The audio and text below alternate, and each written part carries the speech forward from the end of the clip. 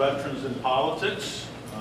My name is Stavros Anthony. I am Las Vegas City Councilman for Ward 4, Mayor Pro-tem for the City of Las Vegas. So let me kind of give you the ground rules on how we're going to do this. We have 45 minutes to conduct the interview with all of you. So I'm going to be pretty strict on the time schedule. So if I interrupt you in the middle of the sentence, please don't get mad at me. This is an interview, not a debate, so they're going to ask questions, you'll answer the questions, and then we'll move on. You're each going to have 1.5 minutes to introduce yourself. Once that is done, then each of the panelists will be given the opportunity to ask each of you a simple question in a very short period of time, and then you will have 1 minute to answer the question. So they will direct their question to one of you. If they would like all of you to answer a question, then it has to be a yes or no simple answer. You'll all be given the opportunity to say yes or no.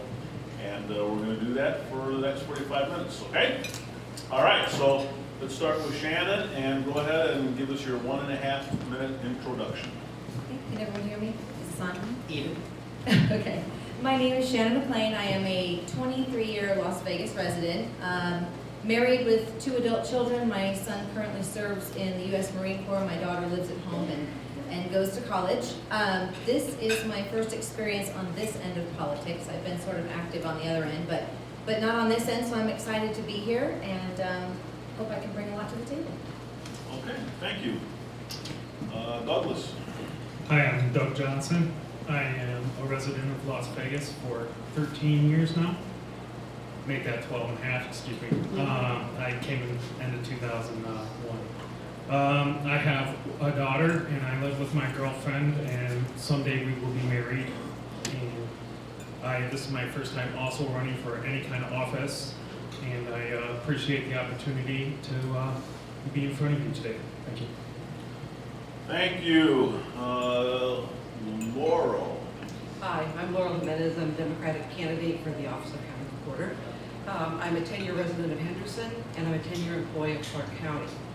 I earned a Bachelor of Science in Computer Science and a GED, which is a law degree, while raising my 3 sons, who are now fathers themselves. I have 8 grandchildren.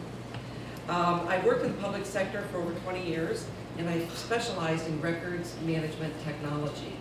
6 of those years included working for the Clark County Recorder's Office. I'm running for this office to bring back to the office my education, my experience, my talents, my expertise to make the changes that I know need to be made. Thank you. Don. Well, thank you for having me here today. My name is Don Hotchkiss, and I'm a Republican candidate for the office. I've been living here in Las Vegas, Clark County, for the last 24 years. I'm a civil engineer, a bachelor's in civil from University of Arizona Tucson, master's in construction management from Boston University. I grew up as an Army brat, lived all over the world, Turkey, Germany, Arizona, a crazy place called California. Then I went into the military myself, served in the Army Corps of Engineers. In 1990, I arrived here as an engineer to work for the State Public Works Board. I was a deputy manager, ran all the construction for the state of Nevada, and had a lot of miles in Southwest Airlines. Running for the office, I think that I can bring a fresh perspective to it, and with all the new jobs that I've taken on in my lifetime, I approach it with sort of an engineering approach. I look at it and say, first of all, don't screw it up and make it any worse, and at least leave it as good as it is. And the next thing is, look at the procedures and see if there's any way to tweak them to make them just a little bit more efficient. Squeeze every nickel we can out of the taxpayers' money to put into that office, and be a good steward of the tax dollars. That's about it.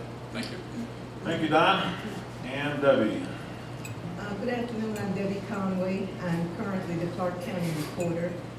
I've been recorder now for 8 years. I was elected in 2007. Prior to that, I worked in the public sector for 25 years.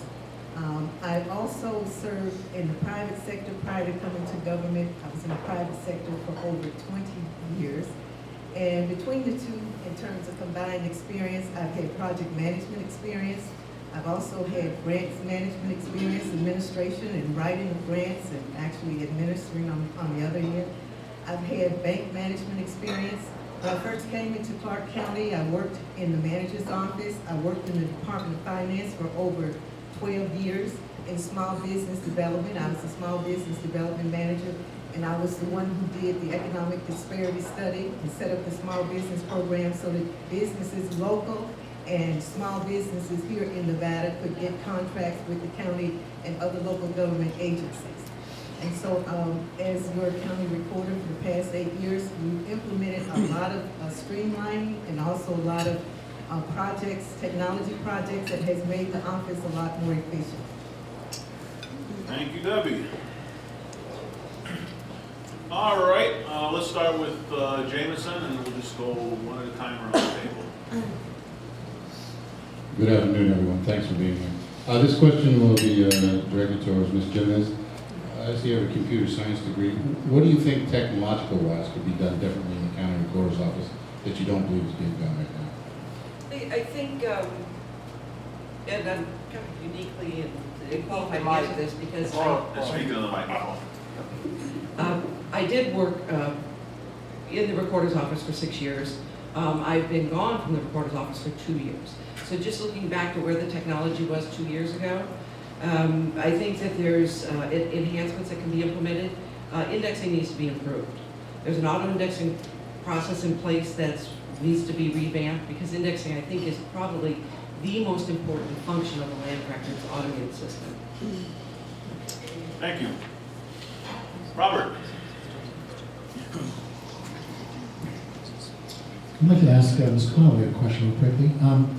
When someone brings in a document to be recorded, and it's not exactly 2 inches from the top, they charge $120 approximately for that one page to be filed, and there's a penalty. Can you explain the justification for that? Actually, it's a $25 compliance fee that's charged, and it's not something that goes to us or to the county. It was it's imposed by the statute, by the state, and the $25 compliance fee is because in the past, when people could come in and record documents, they could bring them in any kind of way, and then when research was done on those documents and people would pull them up, they couldn't read them. Sometimes the information was off the page, or sometimes the information was not legible. And so the state, the legislature imposed a $25 compliance fee, and it's actually the money that goes to the state, not to the county. Thank you. Lisa. Thank you. This is a question for Ms. Conway. The Clark County Recorder's Office received the 2013 International Association of Clerks, Recorders, Election Officials, and Treasurers Eagle Award for the Mobile Web Project. Could you explain to us what the Mobile Web Project was, and also tell us what other innovation you would propose for 2014? Okay, the Mobile Web Project is you can actually use your cell phone to go into our web page. If you just use your icon on your cell phone and go into the internet and then pull up the county's web page. If you're a realtor or broker or someone who's out in the field and you want to research a property, or if you're just driving around town and you see a house that's up for sale and you want to know the history on it, you can pull it up on on your mobile web, pull it up on your cell phone and see the history on the house and on the project or on the property. And people can also order documents by using their cell phone. You can use your credit card to punch in your credit card number and order documents when you're out in the field. And so the next technology that we plan to introduce, we've already introduced a kiosk, 2 kiosks, as a matter of fact. We're the first recorder's office in the country to introduce a marriage certificate kiosk and also a self-serve kiosk. And right now our office is working on a recording kiosk where you can be anywhere in Henderson, Mesquite, Boulder City, anywhere in the county, and go to the kiosk and record a document without having to drive all the way in here to Las Vegas. Thank you. William. There's a lot of candidates here for this office, and I'm interested with the diverse backgrounds that each of you have, that you talked about in your openings. What is it about this particular office that you're running for that appeals to you in terms of why this office? And is it something to do, something that you want to uphold, something that you want to change? But in one or as few words as possible, if all of you could answer why this position, with all the diverse backgrounds, is what you're going for. We did this one at a time, one sentence. And as soon as I hear a possible period, then we'll move on to the next person. So try to do it in one Master long the semicolon. sentence. Exactly. So go ahead, Shannon, we'll start with you, one sentence. Okay, one sentence. You're asking the wrong person to do one sentence. I have used the services at the Clark County Recorder's Office in the past, and I just would like to get in there and make sure that everything is as efficient as possible for taxpayers such as myself. Make any improvements that need to be made and cut costs wherever possible. Great. Douglas, or Doug. Yes, to tell you the truth, I was asked to run for my party. They asked me to do this, and I have many experiences with government. I work for the state right now, and I've got about 11 years, and I work a lot in survey, and so I have some knowledge of records and record keeping and that type of aspect, and I can help with conflicts and so forth because I'm out there in the field every day doing that. Great. Laurel. With my experience with the Recorder's Office, I can bring a level of accountability in areas where at present there are none. And I just have the technical and people management skills to get the job done well. Thank you. Don. I think the office involves two things. One is integrity, and the other one is technical competence. I'm an engineer. I look at systems. I look for efficiencies. Former Army officer, I think I bring integrity to it. It's something I want to do. Politics today is in front of us every day. I think this country is at a point where we're making a change, going into a direction. I don't necessarily like the direction it's going in, so I'm getting involved. Thanks. Debbie. I think the office has won national awards. Never before in the history of the office, we won the Eagle Award and also the Public Administrator of the Year Award because of all the innovations and the technology that we've introduced. And we're still on the same track. We're not resting on our laurels. We're still innovative and creative, and I think we want to take it to the next level. Thank you. Okay, you're making me work, William. It was a good question, though. Thanks. Zachary. Just keep this thing on. Ms. Conway, what kind of technology or software do you use for document control? For document control, we actually implemented a new system when I first came into office, and the new system, it is designed to better accommodate all the different type of documents that we have to record every day. It's called the Aptitude Encore system. And we also have other software packages that we use for different types of things that we do in the office. As far as the software that we currently use to process documents, it's a lot more efficient. It interfaces with the different title companies so that we can do e-recording, and the majority of our documents are done through e-recording, electronic recording. Thank you. Melody. Good afternoon. Ms. Jimenez, you had mentioned that you would like to bring accountability where there is none in the office of the county recorder. Can you give me some specific examples of what you believe there's no accountability for? I can. The state statute 247 is called county recorders, and in it is the fees and the different duties of the office. There are two paragraphs within that chapter that refer to the technology fund. There is a $3 fee that, by the way, is optional, that the recorder can charge for every fee document that's recorded, because a lot of documents that are recorded are not charged a fee. So of that $3 fee, it goes into a fund that when this legislation was written, there's no teeth in it, there's no accountability in it. There is a really broadly listed number of items that you can spend this money on. It never rolls into the general fund. It always stays there for the exclusive use of the recorders. In my experience, and these are public records that you can go online to the county agendas and pull yourself, every year in the last 7 years, there has been an average of $5 million presented to the Board of County Commissioners for projects and expenditures just from the technology fund. That's not counting the general fund operational costs. I know that in 2010, 2 of the items on the list of things that were told that were going to be done were kiosks and improved indexing. 2011, another $5 million request, the 2 things that were going to be done, kiosks and indexing. Same thing in 2012, same thing as in 2013. There's no teeth in this, there's no accountability for the recorders. What the statute says is they need to present every year, not for approval, but just to present to the Board of County Commissioners what their projected expenditures are. There's no process or requirement for the recorders to circle back around and explain, did they spend the money on that? Thank you. And if they didn't, what did that? Thanks. Jay? Okay, I'll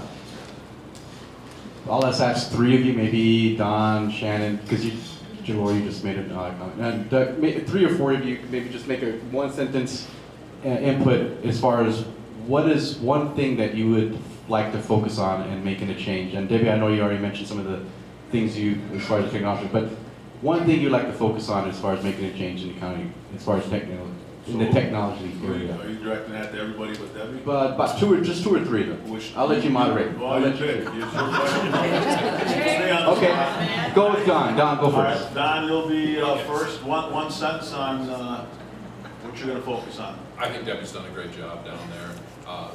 There's nothing that jumps out and says we've got to change this immediately. What I would do is just simply get with the staff, sit them down, and say, okay, let's go over what you do. What do you think we can do better? And let's outline that. Let's put a budget together for that, and let's pursue it if it makes sense. I'd have to get in there and look at the nuts and bolts of the program that's in place before I even tinker with it or even dare to tinker with it. Okay. I know what you're doing. Who else, Jay? Okay, Debbie, What was your question again? what is one thing that you would change if you continue as the incumbent? The one thing I would change, again, is trying to streamline the processes.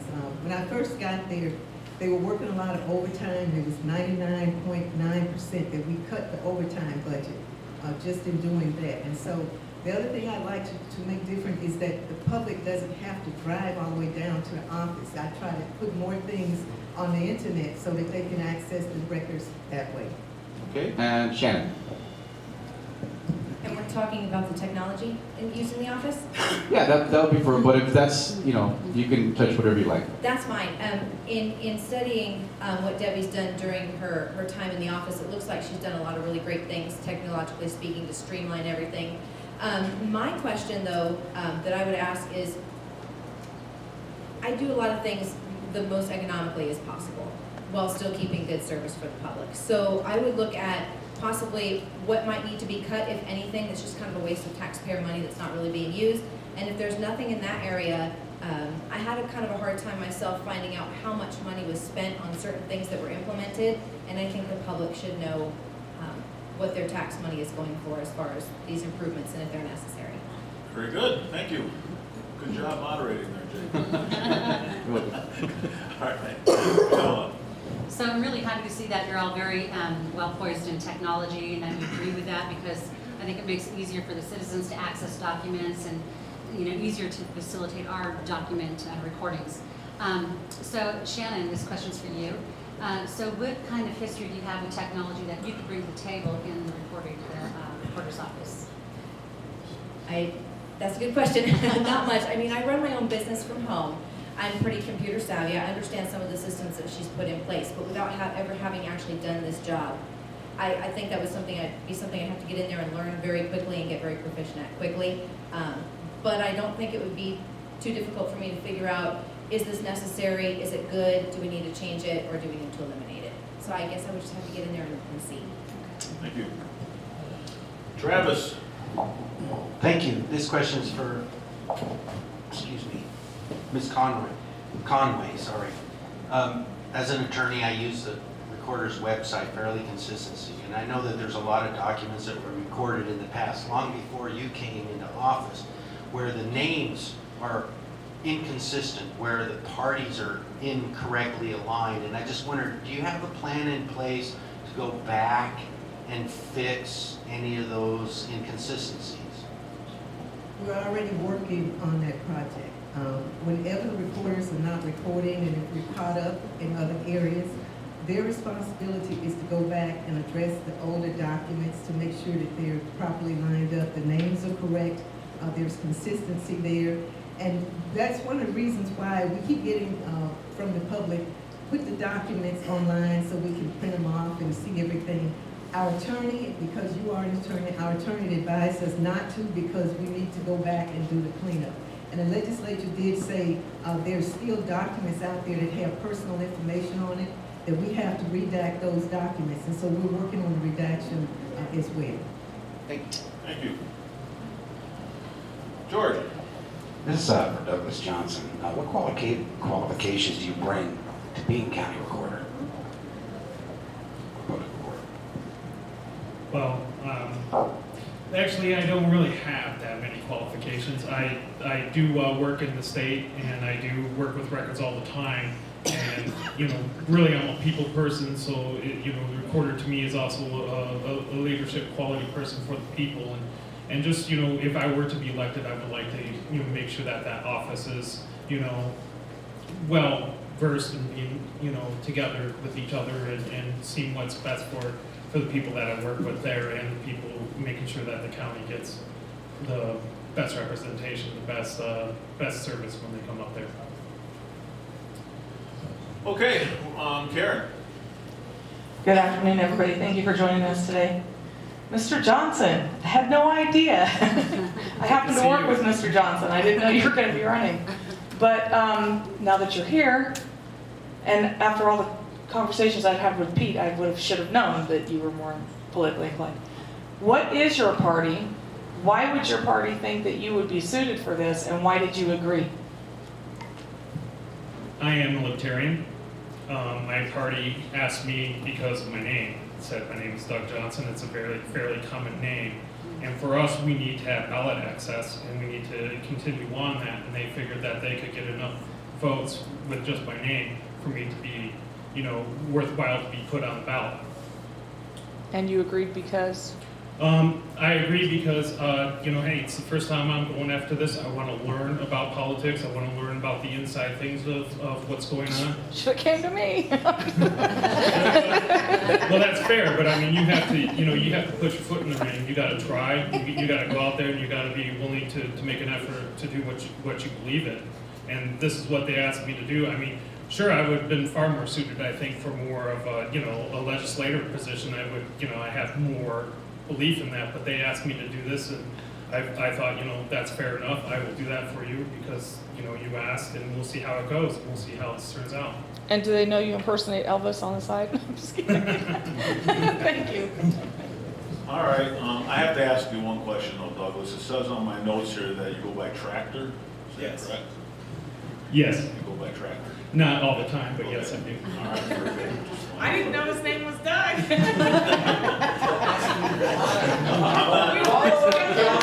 I'm this moderator. We're gonna go around one more time, because we have a little time, so if anybody wants to follow up on that, I was just clarifying that was on my notes.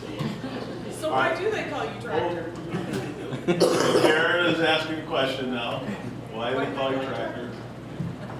I also play rugby, and I was on a road trip during college. And when we were on the road trip traveling down, I made a comment about a pickup line that my daddy had the biggest tractor in southeast Idaho. I did go to school at Idaho State University, which is in southeast Idaho. And then I started elaborating on this tractor that my dad had. And at the end of the road trip, when we got to my coach's room, he says, "On every road trip, we give somebody a nickname, and on this one, we're going to give Doug the nickname Tractor." And I, of course, said it'll never stick. All right, we have a little bit of time, so I'm just going to go around one more time, give all of you a shot. Melody, let's start with you. Okay. Oh, shoot, I did have a question, I just got sidetracked by tractor. You don't have to ask a question. You want to abstain, or? I think I'm gonna pass because I forgot what my question was. All right, let's go over here, Travis. Who do you support for sheriff? Okay, so we'll go, Shannon, we'll start with you, and if you would like to answer that question, go ahead and answer. I am still undecided. I've only heard one of them speak in person. What was his name? Tom? Well, you're undecided, correct? Yes, currently I am undecided. All right, Doug? This is like a one-word answer. Doug? I'm sorry. I am also undecided. We had a debate, and I found that all the candidates were very professional and very, you know, very good people. For me, you know, I was looking for... You're undecided, correct? Yeah, one word. Laurel? Undecided. Undecided? I'll go with the panel, undecided. Oh, Debbie? I'm undecided, still evaluating. Okay, very good. Pamela. I'd like to ask a question of all of you, just real brief, if you can give me 30 seconds maybe. What is your philosophy on management, leadership? Obviously, when you go into a new office, you're going to have to lead people and influence them to change policies or improve.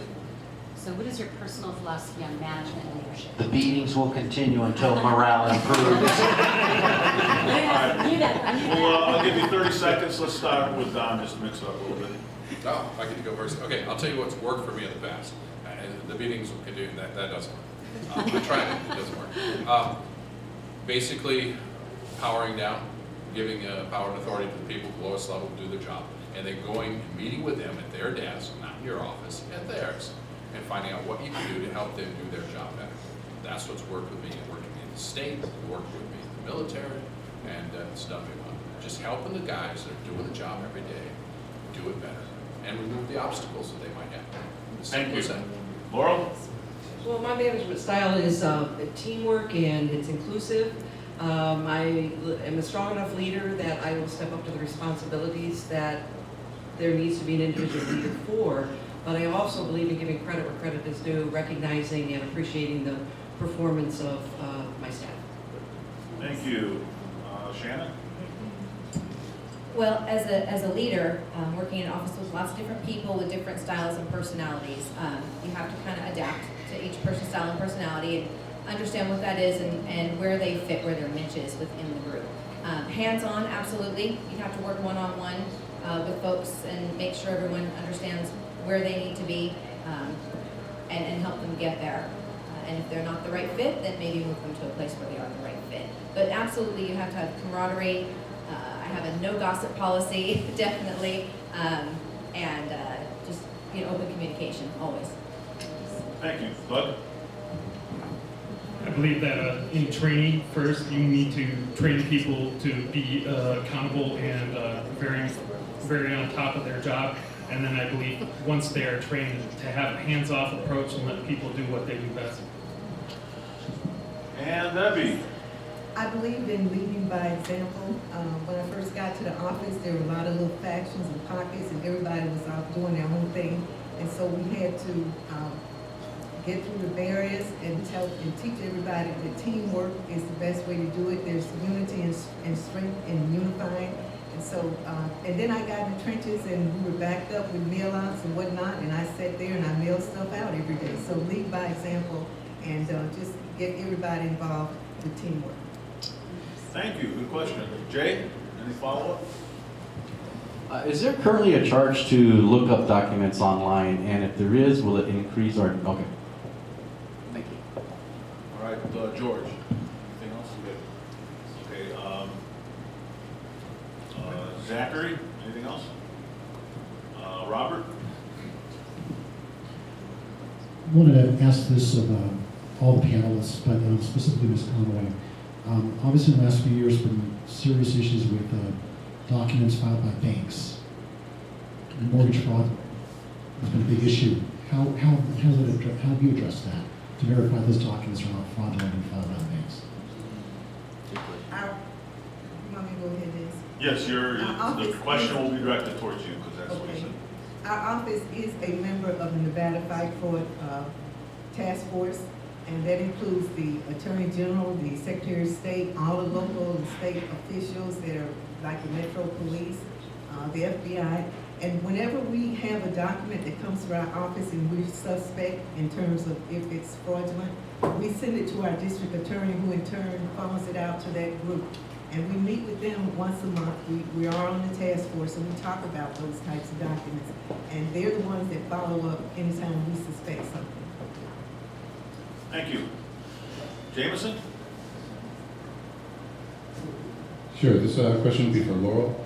You say you worked for the Recorder's Office for 6 years? I did. And then for the last 2 years you haven't been part of it. That's correct. What in particular made you leave? Well, I think Ms. Conway and I came to an impasse where I didn't feel I was being effective anymore. I was a senior manager. It's kind of funny because if you look at her promo piece, my promo piece, our technology achievements are the same because we were a team. We implemented all these technology systems together. And by team, I mean I did the work and she took the credit, which is fine because I really don't care who gets the credit when the right things are being done. But it got to a point where I didn't think the right things were being done anymore. And felt like I needed to pursue, technology outside of the recorder's office. Thank you. Lisa? I have a question. This is going to be just a yes or no question from each person. Do you have an organized campaign, which means that you have, you're going to be doing fundraising, getting out the vote, all the things it takes to get elected to public office? Did you just go tell me yes or no if you have an organized campaign? Okay, Debbie, we'll start with you. Yes. Don? Yes, I do. Laurel? Yes. Doug? No. Shannon? Yes. Okay, very good. William? I heard a lot of talk on technology, so I want to touch on that in terms of with technology comes frustrations of outages and the loss of customer service. Everybody's here has probably encountered a retailer when the credit card machine goes down. Nobody knows how to swipe, nobody knows how to manage money outside of technology. But in your office specifically, with all this talk of technology, what is the contingency plan for customer service when there is no technology? You have a staff, you have employed people by our dollars, but what's the plan when there is no technology? And who's that directed towards? To Debbie. To Debbie, okay. We do have what we call a business continuity plan in our office. If anything happens, any system goes down and we go offline, we have a backup plan for everything. And so we realize that technology, sometimes there's glitches in the system. Even if people are walking into our office bringing in documents, if the computers go down, we have a business continuity plan, a backup plan for everything. Some of it's manual and some of it is we just switch systems. Okay, thank you. Okay, Melody, I think you're going to be the last one if you have a question. Oh, I've passed. You passed, okay. All right, well, these are the candidates for Clark County Recorder. Thank you very much for coming down. Give them a nice round of applause.